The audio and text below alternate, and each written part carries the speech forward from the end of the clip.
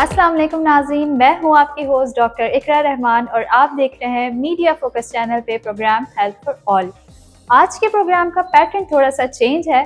आज हम आपको टिप्स बताएंगे कि अपनी लाइफस्टाइल को हेल्दी कैसे बनाया जाए और अपनी अपीयरेंस को इन्हेंस कैसे किया जाए।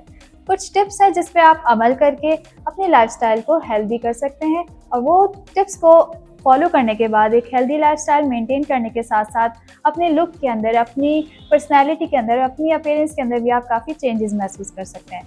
चलिए बात करते हैं हमारी टिप्स की। टिप नंबर 3 है स्टे हाइड्रेटेड।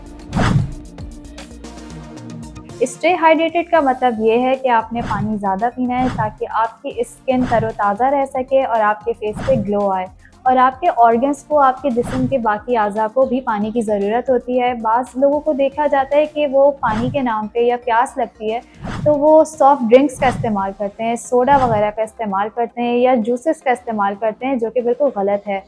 जब आपको प्यास लगे तो आपको पानी पीना चाहिए। और बाज़ दफ़ा लोग ऐसे होते हैं कि प्यास को कंपेयर नहीं कर पाते, वो समझते कि हमें भूख लग रही है, जब उनको प्यास लगती है तो वो खाना खाना शुरू कर देते हैं।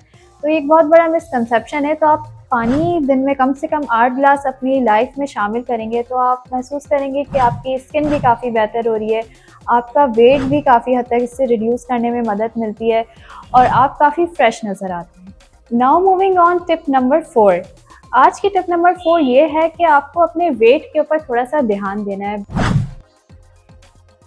बहुत सारे लोग वेट को अपने माइंड से निकाल देते हैं, जो दिल चाहता है खाना पीना शुरू कर देते हैं या वैसे ही किसी को देख के अगर डाइट वगैरह भी शुरू कर देते हैं।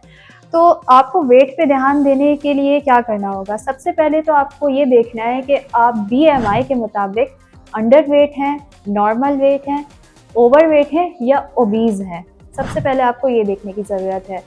तो इसके लिए बेहतर है कि आप किसी कंसल्टेंट के पास जाएँ और अपना पूरा कंप्लीट फिज़िकल चेकअप करवाएँ, तो आपको पता चले कि आप किस कैटेगरी में फ़ॉल करते हैं। अगर तो आप नॉर्मल हैं या अंडर वेट हैं तो आपको बहुत ज़्यादा कोई डाइटिंग करने की ज़रूरत नहीं है, आपको सिर्फ हेल्दी खाना खाना है और फ्रेश फ्रूट्स वगैरह, वेजिटेबल्स वगैरह का इस्तेमाल करना है, तो आप हेल्दी रहेंगे।